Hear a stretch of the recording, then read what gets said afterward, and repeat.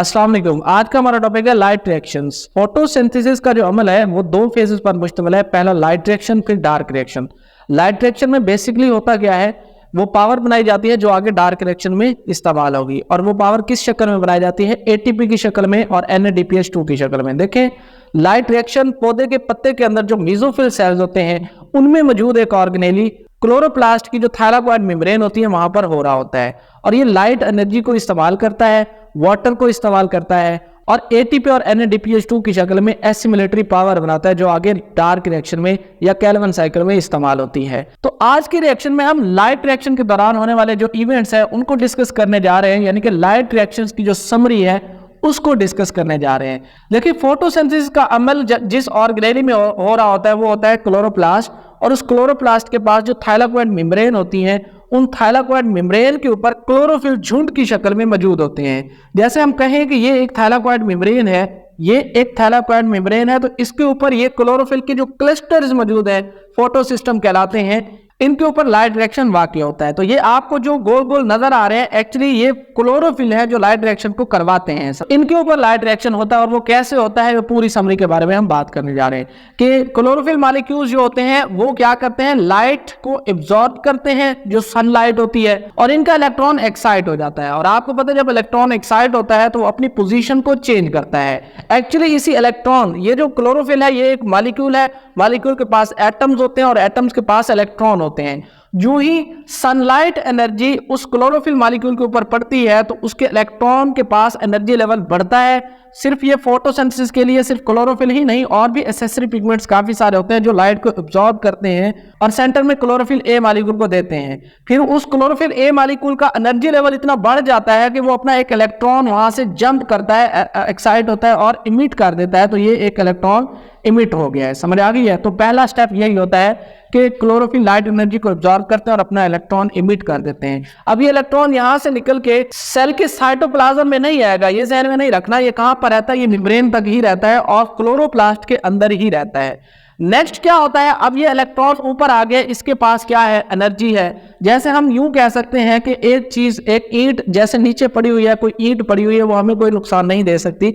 जब हम उसकी पोजीशन को चेंज कर दें, उसको उठा के ऊपर ले जाए सीढ़ियों से, एक मकान की छत के ऊपर से उसको ऊपर से ऐसे नीचे गिराएं, तो वो अब ईंट के पास एक पावर आ गई, उसकी पोजीशन को बदलने के लिए उस पावर का इस्तेमाल हम कर सकते हैं। तो पौधे भी जब हीट एनर्जी इस इलेक्ट्रॉन को एक्साइट करती है और इमिट कर देती है, तो अब इस इलेक्ट्रॉन के पास एक पावर है। उस इलेक्ट्रॉन को थाइलाकोइड मेम्ब्रेन के ऊपर मौजूद प्रोटीन की एक सीरीज से गुजारा जाता है, जिसको हम कहते हैं, एक पूरी चेन होती है जिसमें प्रोटीन चेन में लगी होती है, और उस पूरी चेन को हम कहते हैं इलेक्ट्रॉन ट्रांसपोर्ट चेन। और ये हर जानदार में होती है, माइटोकॉन्ड्रिया के अंदर भी होती है मेम्ब्रेन, माइटोकॉन्ड्रिया की मेम्ब्रेन के ऊपर भी मौजूद होती है, और ये जो थाइलाकोइड मेम्ब्रेन है उसके ऊपर भी मौजूद होती है, जो एक्साइटेड इलेक्ट्रॉन को, जो इलेक्ट्रॉन इमिट हो चुका है, लाइट को एब्जॉर्ब करके उसको ये पकड़ती है और उसकी एनर्जी का इस्तेमाल करके ये एडीपी को कन्वर्ट कर देती है एटीपी के अंदर। समझ आ गई है? तो ये इलेक्ट्रॉन जो क्लोरोफिल ने लाइट एनर्जी को एब्जॉर्ब करके इमिट किया है, उसको एक इलेक्ट्रॉन ट्रांसपोर्ट चेन पर से गुजारा जाता है और उसकी उस एनर्जी को जो रिलीज करता है उसको इस्तेमाल करके हम एडीपी को रिड्यूस कर देते हैं एटीपी की शक्ल में। तो लाइट रिएक्शन में जो दो चीजें मिलती हैं हमें, एटीपी और NADPH, तो उसमें से एटीपी हमें मिल जाता है इलेक्ट्रॉन ट्रांसपोर्ट चेन पर से। इस इलेक्ट्रॉन की वजह से क्या होता है कि इमिटेड इलेक्ट्रॉन जो होता है उसको एक ETC, जो इलेक्ट्रॉन ट्रांसपोर्ट चेन है, इस पर से गुजारा जाता है और एडीपी को रिड्यूस करके हम क्या बना लेते हैं? एटीपी। अब क्या हो गया है, ये इलेक्ट्रॉन यहां से तो हमने निकाल लिया, अब इस इलेक्ट्रॉन की जगह खाली हो गई है। अगर हम इसमें कोई इलेक्ट्रॉन नहीं डालेंगे तो ये फिर इसके लिए नुकसानदेह होता है। फिर क्या होता है, जो वाटर इस्तेमाल होता है फोटोसिंथेसिस में, हम जो पानी देते हैं पौधों को मट्टी में, वो उसका कहाँ इस्तेमाल करते हैं? यहाँ होता है। ये जो क्लोरोफिल के झुंड होते हैं ना, ये क्लोरोफिल के झुंड उस वाटर को तोड़ते हैं और उसमें से इलेक्ट्रॉन लेंगे, क्योंकि उसके पास इर्द गिर्द सिर्फ वाटर ही होता है जो इस इलेक्ट्रॉन को दे सकता है और इस ये जो खाली जगह बनी थी इस इलेक्ट्रॉन के निकलने से उसको फिल कर सकता है। तो ये हमारे पास वाटर मॉलिक्यूल है, एक एंजाइम इस वाटर को तोड़ता है, फोटोलाइसिस का प्रोसेस होता है। अब ये फोटोलाइसिस सिर्फ ये झुंड कर सकता है। समझ आ गई है? तो जो भी वाटर मॉलिक्यूल टूटता है, आपको पता है वाटर के पास 2 हाइड्रोजन है और 1 ऑक्सीजन है। जब हाइड्रोजन और ऑक्सीजन दोनों अलग हो जाएंगे तो एक हाइड्रोजन के पास 1 इलेक्ट्रॉन है और 2 हाइड्रोजन के पास कितने इलेक्ट्रॉन होते हैं? दो इलेक्ट्रॉन, और उसी हाइड्रोजन के पास दो प्रोटॉन भी होते हैं जो H+ की शक्ल में आयन बन जाते हैं, और साथ साथ ऑक्सीजन बनती है जो माहौल में रिलीज कर दी जाती है। और ऑक्सीजन आपको पता है हमेशा मॉलिक्यूलर फॉर्म में होती है।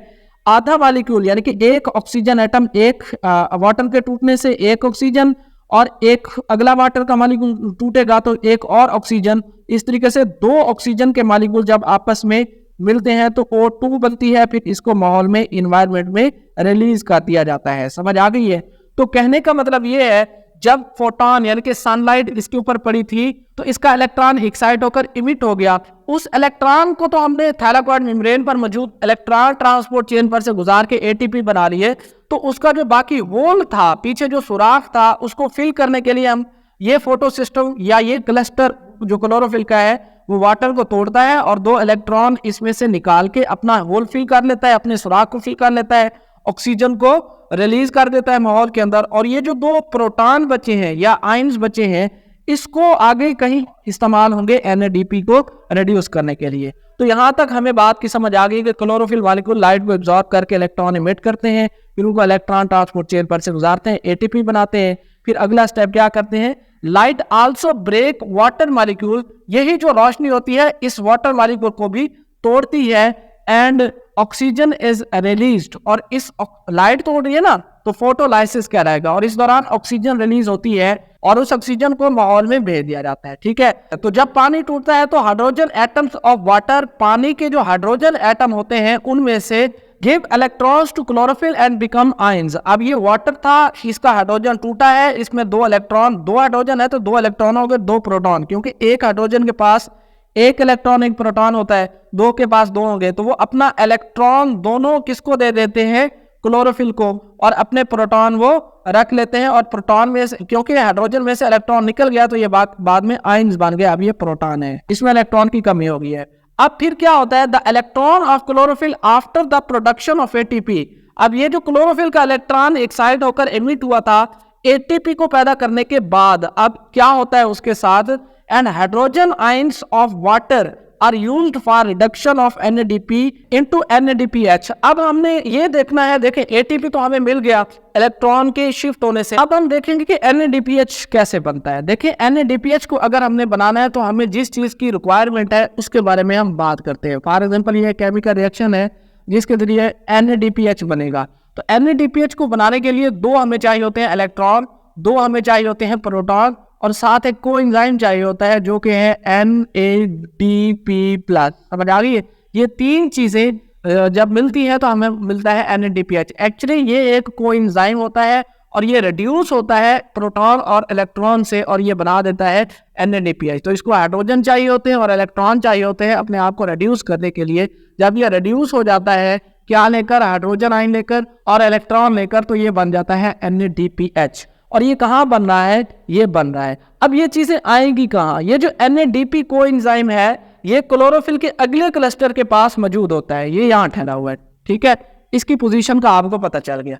अब इसको चाहिए दो चीजें और, एक इलेक्ट्रॉन चाहिए और एक प्रोटॉन चाहिए। इलेक्ट्रॉन कहाँ से आएगा, ये जो अगला क्लोरोफिल है, जो लाइट इधर पड़ रही है इस क्लोरोफिल के ऊपर, तो इस क्लोरोफिल के ऊपर भी वही लाइट पड़ती है और इसका भी इलेक्ट्रॉन क्या हो जाता है, एक्साइट हो जाता है। और जब वो एक्साइट होता है तो वो थैलाकोइड मेम्ब्रेन की तरफ एमिट हो जाता है, तो ये इलेक्ट्रॉन यहाँ पर शिफ्ट हो गया है। अब ये वाला इलेक्ट्रॉन मजीद इलेक्ट्रॉन ट्रांसपोर्ट चेन पर से नहीं गुजरेगा। ठीक है, अब इस इलेक्ट्रॉन का इस्तेमाल करेगा, ये एक एंजाइम होता है NADP रिडक्टेज, वो एंजाइम इस इलेक्ट्रॉन का इस्तेमाल करेगा।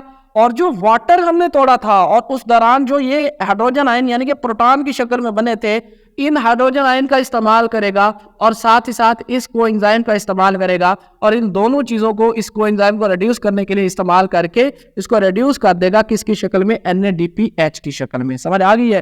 तो देखिए जो लाइट इस क्लोरोफिल के झुंड के ऊपर पड़ रही है, क्लस्टर के ऊपर पड़ रही है, वही लाइट इस क्लस्टर के ऊपर भी पड़ रही है। लेकिन ये जो क्लस्टर होता है एक्चुअली आप बड़ी क्लासेस में जाके पढ़ेंगे, ये वाटर को नहीं तोड़ सकता। इसकी ये खामी होती है कि ये वाटर को नहीं तोड़ सकता, इसकी ये खामी होती है कि इसके पास ये वाला कोएंजाइम नहीं होता। ये दो चीजों का इन दोनों झुंड में फर्क होता है। समझ आ गई है? फिर अगर ये वाटर को तोड़ नहीं सकता तो इसका जो इलेक्ट्रॉन इमिट हो गया है उसकी खाली जगह को कौन फिल करेगा, एक्चुअली उसकी खाली जगह को यही इलेक्ट्रॉन, जब इलेक्ट्रॉन ट्रांसपोर्ट चेन पर से गुजर के आगे जाता है तो इस क्लोरोफिल के क्लस्टर की या इस क्लोरोफिल मॉलिक्यूल की खाली जगह को ये फिल करता है।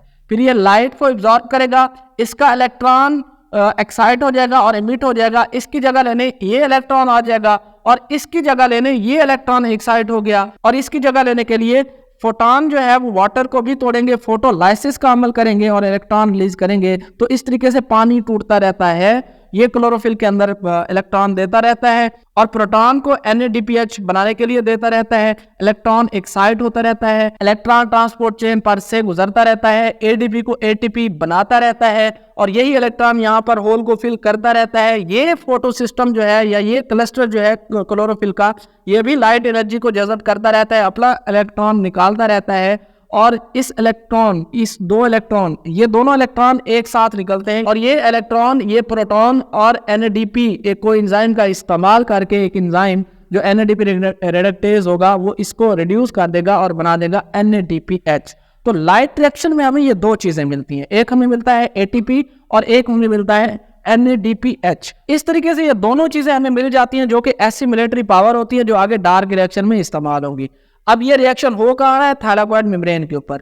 और क्लोरोफिल की मौजूदगी में जब हम कहते हैं तो क्लोरोफिल मॉलिक्यूल्स ही होते हैं जो लाइट एनर्जी को जज़ब करके अपना इलेक्ट्रॉन एक्साइट करते हैं, इमिट करते हैं, जो कि वापसी पे इलेक्ट्रॉन ट्रांसपोर्ट चेन पर से गुजर के हमें ATP देता है। और ये जो अगला क्लोरोफिल का क्लस्टर होता है ये भी अपना इलेक्ट्रॉन एक्साइट करता है और इस इलेक्ट्रॉन का, प्रोटॉन का और NADP का इस्तेमाल करके NADPH बन जाता है। और इस तरीके से हमें दोनों एसिमिलेटरी पावर ATP की शक्ल में, हमें पता है ATP की शक्ल में और NADPH की शक्ल में, ये दोनों एसिमिलेटरी पावर मिल जाती है जो कि लाइट रिएक्शन की एंड प्रोडक्ट होती हैं।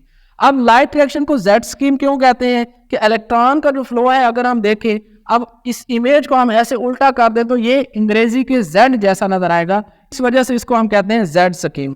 अब ये NAD क्या होता है? NAD एक कोएंजाइम है और ये इलेक्ट्रॉन कैरियर है, ये एक जगह से इलेक्ट्रॉन को लेता है और दूसरी जगह भेज देता है। अगर हम इसके देखें ये कोएंजाइम क्या है, ये एक कोएंजाइम है जो कि निकोटीन, ये किसका मुखफ़फ़ है? NAD, nicotine amide adenine dinucleotide, adenine dinucleotide, इसको हम मुख्तसर करके या इसका एब्रिविएशन लेते हैं NAD। बाज़ का ये अपने अंदर फास्फेट को भी जोड़ लेता है और ये बन जाता है NADP। समझ आ गई है? तो NAD कहाँ इस्तेमाल होता है? रेस्पिरेशन में। जब एनर्जी को रिलीज करने वाला प्रोसेस चल रहा हो जैसा कि रेस्पिरेशन, तो वहां पर ये NAD इस्तेमाल होता है जो कि क्रेब्स साइकिल में इस्तेमाल होगा। जबकि एनर्जी को इकट्ठा करने वाला प्रोसेस जैसा कि फोटोसिंथेसिस का लाइट रिएक्शन है, तो ये अपने अंदर फास्फेट को भी मिला लेता है और ये NADP कोएंजाइम के तौर पर इस्तेमाल होता है। तो ये एक कोएंजाइम है जो इलेक्ट्रॉन कैरियर है। ये था हमारे पास लाइट रिएक्शन और इसके नतीजे में हमें ATP और NADPH मिल गए हैं जो कि आगे डार्क रिएक्शन में इस्तेमाल होंगे।